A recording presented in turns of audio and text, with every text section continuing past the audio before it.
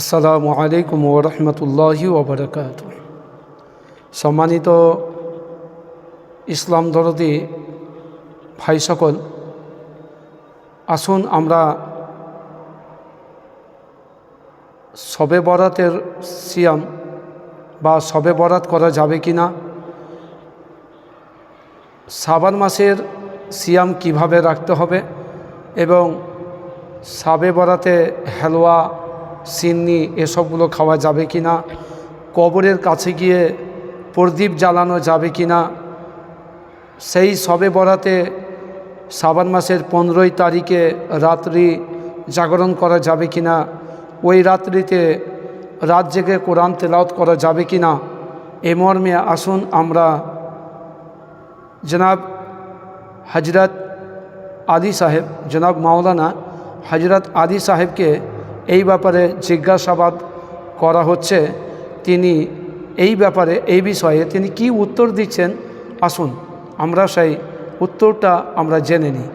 জনাব মাওলানা হজরত আলী সাহেব, যাকে বর্তমান এখন সোশ্যাল মিডিয়াতে তিনি ভাইরাল হয়ে আছেন, তাকে নিয়ে অনেকেই অনেক রকম মতামত পেশ করছেন, অনেক রকম কথা বলছেন, কিন্তু দেখুন তিনি এই বিষয়ে আপনাকে ইসলামের ভিত্তিতে শবে বরাতের প্রশ্নের উত্তর কিভাবে দিয়েছেন, কত সুন্দরভাবে দিয়েছেন, কত পরিষ্কারভাবে দিয়েছেন।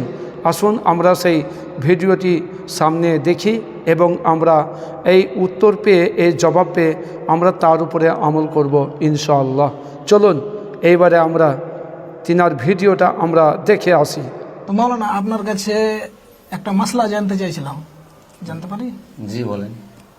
মাসলা এটাই যে এখন শাবান মাহিনা চলছে, শাবান মাস চলছে, তো মেলাই মুসলমান এতে কিছু কিছু গলত আমল করছে। আমাকে লাগছে গলত, আপনাকে এখন জিজ্ঞাসা করছে, আপনি বলবেন এই গলত কি সহি। আর শবে বরাতটাও রাত মারাইছে, তো এটার ব্যাপারে কিছু জানতে চাইছিলাম আপনার কাছে। ও আচ্ছা আচ্ছা, এই শবে বারাতের মানে যে এই মাসটা হচ্ছে বরকতের মাস, ভালো মাস, কিন্তু শবে বারাত মানানোটা এবং এই যে হালুয়া রুটি খাওয়া এবং রাত জাগা আর শবে বারাতের দিন রোজা রাখা, এটা কোনো হাদিসে পাওয়া যায় না। কথা হচ্ছে হযরতে আয়েশা থেকে বর্ণনা, যে হযরত আয়েশা সিদ্দিকা বলছেন যে আল্লাহ রাসূলকে জিজ্ঞাসা করা হলো, আল্লাহ রাসূল বলছেন যে এই মাসে, এটা হচ্ছে রজব এবং রমজানের মধ্যবর্তী মাস, আর এই মাসটাতে মানে মানুষের যত পৃথিবীতে মানুষ আছে প্রত্যেক মানুষের আমলটাকে উঠানো হয় উপরে, গোটাই বছরকার আমলটা উঠানো হয়। তো আল্লাহর রাসূল বললেন যে আমি এই জন্য রোজাটা রাখি এই মাসে, বিশেষ করে যে যেন আমার রোজার অবস্থাতে আমলটা উঠানো হয়। এই জন্য আল্লাহর রাসূল এই শাবান মাসে বেশি বেশি নফল রোজা রাখতেন। রোজার হালাতে আল্লাহ নবী এটা চাইছিলাম যে রোজার হালাতে আমি যখন থাকি তখন আমার আমলটা আল্লাহর কাছে যেন পৌঁছে, এই জন্য আল্লাহ রাসূল বেশি বেশি রোজা রাখতেন। এবং হযরত আয়েশা থেকে আরো বর্ণিত যে আল্লাহর রাসূল রমজানের সাথে মিলিয়ে দিতেন, মানে বেশি বেশি রোজা রাখতেন। আর আল্লাহ রাসূল বলেছেন তোমরা বেশি বেশি রোজা রাখো, নফল রোজা এই শাবান মাসে। এটা খুব মানে মধ্যবর্তী মাস, এই মাসটাতে সবগুলো উঠা হয়, নেকিগুলো উঠানো হয় এই জন্য। কিন্তু এইগুলো পাওয়া যায় না, কিন্তু এখন কিছু মানুষ রাখছে, আবরা কোন হাদিসে পেলো, কোথায় পেলো, মানে এটা ঠিক নয়। কিন্তু আবার কিছু মানুষ পালন করছে, কিন্তু পালন করতে যেয়ে যদি ঠিক না হয়, আল্লাহ রাসূল থেকে যদি কোনো হাদিস না পাওয়া যায় যে আল্লাহ রাসূল শবে বারাতটাকে মানাচ্ছে বা মানাইতে বলেছে, বা সাহাবী থেকে বা তাবেইন থেকে, মানে কোনো এটা তো কোনো প্রমাণ লাগবে, কিন্তু প্রমাণ তো নাই। এটা হচ্ছে কি যে এখন এরা পালন করছে, কিন্তু পালন করতে যায় যদি উল্টা গুনাহ হয়, পাপ হয়, তো না করাই দরকার বা না করাই ভালো। রোজা রাখেন, একদিন কেন রোজা রাখবেন? আপনি রোজা রাখেন না, গোটা মাস রোজা রাখেন, কিন্তু আপনি একদিন রোজা রাখবেন খালি শবে বারাতের দিন, এটা কেমন কথা? ফের রাত জাগবেন, রাইতে জাগবেন, তো এটার রাইতের তো আর কোনো কথা বলেন। যেরকম সাবে কাদার, লাইলাতুল কাদারের কথাটা আল্লাহ বলেছেন, কোরআনেও বলেছেন, আল্লাহ রাসূলও জেগেছেন, তো ওটার প্রমাণ পাওয়া যাচ্ছে। কিন্তু এই সাবে বারাতের তো কোনো প্রমাণ পাওয়া যায় না, প্রমাণ পাওয়া যায় না, এটা হচ্ছে কথা। ও, তাহলে শবে বারাতের যে মানানো যাইছে, তো এটা গলত। জি, এটা মানাইতে হবে না এটা? গালাত, এটা মানাইতে হবে না। এখন যদি যারা মানাচ্ছে ওরা ভুল করছে, এটা মানানো দরকার নাই।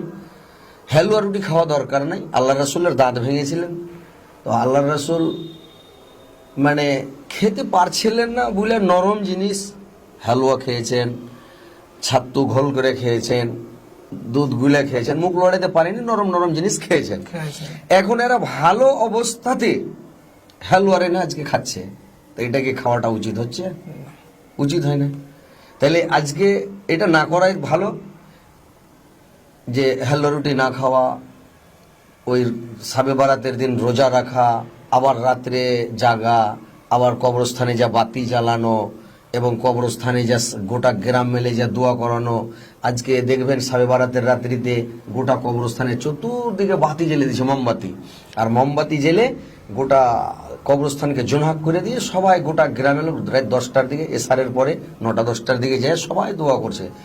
তো এটা তো কোনো হাদিসে প্রমাণ পাওয়া যায় না যে এভাবে দোয়া করতে হবে। হ্যাঁ, তাইলে এগুলা বিদাত।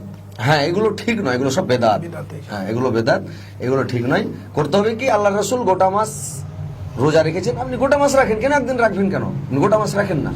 তাইলে ফজিলত আছে, প্রত্যেক মাসে 3টা রোজা রাখো, নেকি আছে, অনেক সওয়াব আছে। আর এই যে শাবান মাসে সাবে বারাত না মানিয়ে তুমি রোজা রাখো, নফল রোজা রাখতে থাকো, 10টা পড়ো, 20টা পড়ো, 15টা পড়ো, গোটা মাসই পড়ো, তুমি রাখো না, রোজা রাখলে ভালো নেকি আছে। এই রোজার অবস্থাতে আল্লাহ রাসূল বলেছেন যে আমার আমলটা যেন উঠানো হয়, তো আমরাও রাখি, তো ইনশাল্লাহ আমাদের নেকিটাও আল্লাহ পাক রোজার হালাতে যদি উঠায় তো আলহামদুলিল্লাহ আরো ভালো। আরো ভালো। আল্লাহ রাসূল যেটা করেছেন এটা আমাদেরকে করা দরকার। বেশি বেশি এটা মানে সাবানের মাস, বরকতের মাস, এটা হচ্ছে রজব এবং রমজানের মধ্যবর্তী মাস। আল্লাহ রাসূল গোটা মাস রোজা রেখেছেন, বেশি বেশি করে রোজা রেখেছেন, তো এই কারণে আমাদেরকেও পারলে রাখা দরকার। রাখা দরকার। আর যে সাবে বারাতের দিন রাখবো এটা ঠিক নয়, এবং সাবে বারাতের দিন যে আমরা হালুয়া রুটি খাবো সেটাও ঠিক নয়। আর যে কবরস্থানে গিয়ে মোমবাতি জ্বালাবো এটাও ঠিক নয়। হ্যাঁ, আর এগুলো ঠিক নয়। কিন্তু কথা হচ্ছে যেন আমরা সহি আকীদায় চলতে পারি, সহি হাদিস মেনে যেন চলতে পারি। আল্লাহ যেন আমাদেরকে বেদাত থেকে, শিরক বেদাত থেকে মুক্ত রাখেন, এবং শিরক বেদাত থেকে যেন আমরা বেঁচে থাকতে পারি। আমরা যেন সহি হাদিস মেনে সুপথে, সৎ পথে যেন আমরা চলতে পারি। আল্লাহ যেন আমাদেরকে চলার তৌফিক দেন।